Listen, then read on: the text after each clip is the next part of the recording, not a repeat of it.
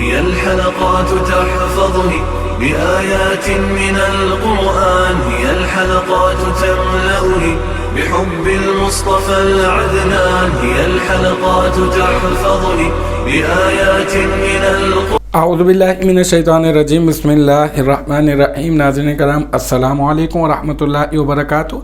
انشاءاللہ تبارک و تعالی آج ہم لوگ پڑھیں گے النحو الکبیر کا سبق نمبر 17، حروف عاملہ کا بیان۔ اب تک جو ہے وہ اس سلسلے میں ہم لوگ تقریباً 22 ویڈیوز جو ہے وہ بنا چکے ہیں۔ انشاءاللہ تبارک و تعالی یہ ہوگا ہمارا پارٹ نمبر 23۔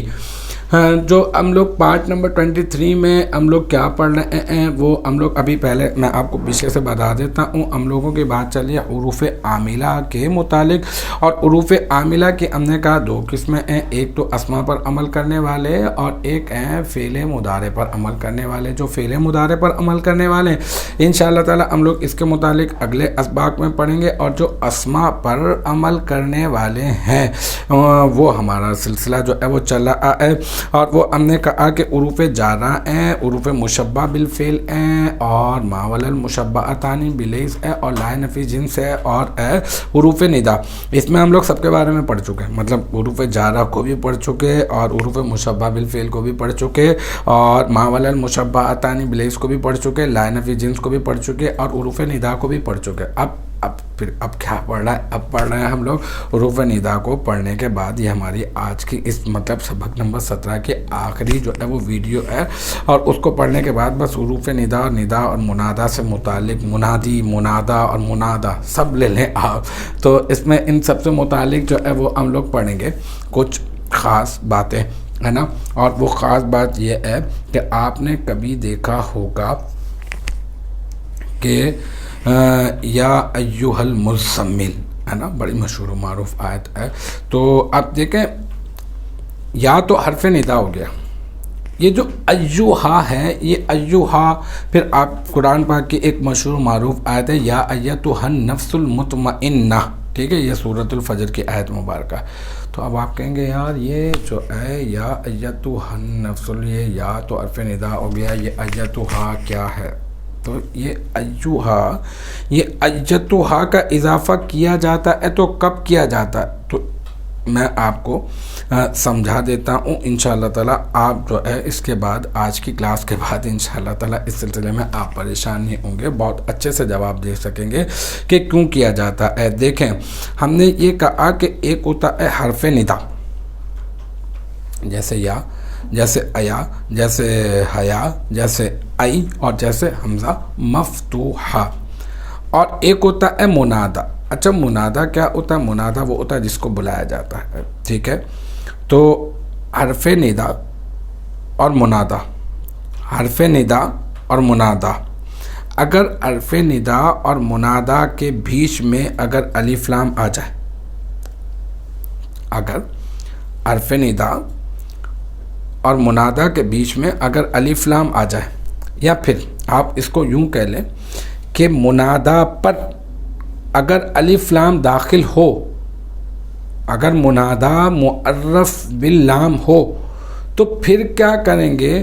پھر ہم ایتھا کا اضافہ کریں گے، ٹھیک ہے۔ کلیئر ہو گئی بات کہ اگر منادا پر اگر الف لام داخل ہو تو پھر ہم ایہا یا تو ایتھا کا اضافہ کریں گے۔ چلیں اب یہ بتائیں کہ ایہا اور ایتھا ان دونوں میں کب ایہا کا اور کب ایتھا کا اضافہ کریں گے؟ تو یہ والا مسئلہ بھی میں حل کر دیتا ہوں۔ دیکھیں اگر منادا مذکر ہوگا، یعنی جس کی توجہ آپ اپنی طرف مبذول کرنا چاہ رہے ہیں، اگر وہ مذکر ہوگا تو پھر تو آپ ایہا کا اضافہ کریں، اور اگر وہ مؤنث ہوگا تو پھر آپ ایتھا کا جو ہے وہ اضافہ کریں گے۔ اچھا کبھی کبھار ایسا ہوتا ہے کہ ایہا لے آتے ہیں اور پیچھے سے حرف ندا کو حذف کر دیتے ہیں، جیسے التحیات للہ والصلوات، ہے نا، والطیبات السلام علیک ایہا النبی۔ تو کیا ایسا بھی ہو سکتا ہے؟ ہاں کبھی ایسا بھی ہو سکتا ہے کہ صرف ایُّا، جبکہ ایُّا اور ایتُا کو لائے کیوں تھے؟ کیونکہ منادہ پر الف لام داخل تھا، تو بھائی حرف ندا تو لے کر آئے نا آپ، تو نہیں، حرف ندا بھی کبھی کبھار ایُّا اور ایتُا کام چلا لیتے ہیں اور حرف ندا کو ہی جو ہے وہ حذف کر دیا جاتا ہے۔ تو کیا کبھی ایسا ہو سکتا ہے؟ بالکل ہو سکتا ہے۔ تو آج جو سب سے پہلی اور ضروری بات ہم نے سیکھی کہ ایُّا ایتُا کا اضافہ کب اور کیوں کیا جائے گا۔ اگر منادہ معرف باللام ہو تو پھر کیا جائے گا، لیکن ایک بات سمجھ میں نہیں آ رہی، کیوں بھائی؟ مطلب یہ کوئی کہاں لکھا ہے، کوئی قانون ہے، اور مطلب یہ کہاں سے اخذ کیا آپ نے؟ اصل میں یہ ایک ہم نے جو ہے نا عرب کے لوگوں سے سنا، عرب کے لوگ ایسا ہی کرتے ہوئے آ رہے تھے، تو اس کے اوپر ہم نے قانون بنا دیا۔ تو اب ہم کہیں گے یہ جو ہمارے پاس دلیل ہے نا وہ دلیل سماعی ہے، مطلب سن کر ہم لوگ جو ہے وہ عمل کر رہے ہیں۔ تو اب ہم کہیں گے اگر منادہ معرف باللام ہو تو بدلیل سماع حرف ندا اور منادہ کے درمیان مذکر کی صورت میں ایُّا اور مؤنث کی صورت میں ایتُا کا فاصلہ لایا جائے۔ بدلیل سماع کا مطلب میں نے آپ کو سمجھا دیا کہ یہ جو دلیل ہے ہم نے سنی ہے۔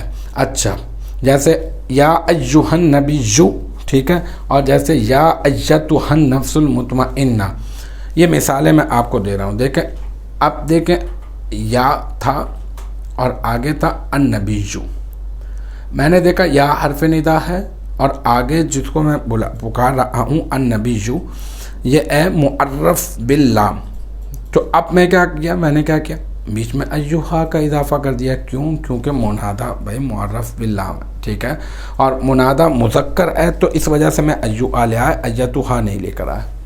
اب یہاں پر آگے چلتے ہیں، یا کو لے لے، ایتھا کو ابھی ہٹائیں آپ، ٹھیک ہے، یا کو لے لے، النفس المطمئنہ کو لے لے، اور المطمئنہ کو بھی ابھی آپ ہٹا دیں سمجھنے کے لیے، یا النفسو لے لے آپ، یا حرف ندا ہو گیا، النفسو ہو گیا منادہ۔ اب کیا کیا آپ نے؟ دیکھا النفسو جو ہے نا یہ تو معرف باللام ہے، منادہ تو معرف باللام ہے، تو بھائی ایتھا یا تو ایھا کا اضافہ کرنا ہے، تو یہاں پہ کیا اضافہ کریں؟ تو میں نے ایتھا کا اضافہ کر دیا۔ اب آپ کہیں گے یار یہ جو نفسو ہے یہ تو مذکر ہے، اس میں تو مؤنث کی کوئی علامت نہیں ہے۔ اصل میں یہ مؤنث ہے، ٹھیک ہے، اور اس کو مطلب مؤنث ہی مانا جاتا ہے۔ تو نفسن ہے یہ، پھر النفسو ہو گیا، تو یہ ہے کہ یہ مؤنث سماعی ہے، اور مطلب اس میں کوئی دلیل تو نہیں ہے لیکن یہ مؤنث سماعی ہے، اسی وجہ سے ہم لوگ اس کے ساتھ ایتھا لے کر آئے ہیں۔ تو ہمیں یہ بھی سمجھ میں آ گیا ایتھا کا اضافہ کب کیا جاتا ہے۔ اچھا، جو دوسری خاص بات ہے یہاں پر وہ یہ ہے کہ اللہم کے متعلق آپ نے دیکھا ہوگا، اللہم آپ نے کبھی دیکھا ہوگا، مطلب ہم لوگ دعا کرتے ہیں اللہم اللہم، ہے نا، تو مطلب اللہم اللہم کر کے دعا کرتے ہیں، تو یہاں پر ہم کہتے ہیں اے اللہ اے اللہ اے اللہ، لیکن یہاں پہ تو نہ یا ہے، نہ ایا ہے، نہ حیا ہے، نہ ای ہے، نہ حمزہ مفتوح، یہاں پہ تو کوئی بھی حرف ندا نہیں ہے۔ تو پھر اور بلا بھی رہے ہیں ہم لوگ، پکار بھی رہے ہیں، اللہ کو پکار رہے ہیں، تو یہاں پر کیا معاملہ ہے؟ تو اصل میں معاملہ یہ ہے کہ کبھی ایسا بھی ہوتا ہے مقام دعا میں ہم کیا کرتے ہیں، یا کو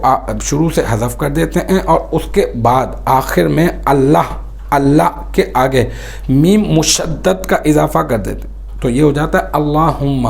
تو یہ دوسری خاص بات ہو گئی کہ مقام دعا میں اس میں جلالت کے آخر میں حرف ندا یا کے بدلے میں مشدد لایا جاتا ہے، یعنی یا کے بدلے میں یا اللہ، یا تو یا ہٹا دیتے ہیں اور اس کی جگہ پہ آخر میں میم مشدد لے آتے ہیں۔ تو یہ مقام دعا میں ہی اکثر ہوتا ہے، کبھی دعا سے ہٹ کر بھی یہ ہو جاتا ہے، لیکن اکثر مقام دعا میں ہی ایسا ہوتا ہے، ٹھیک ہے۔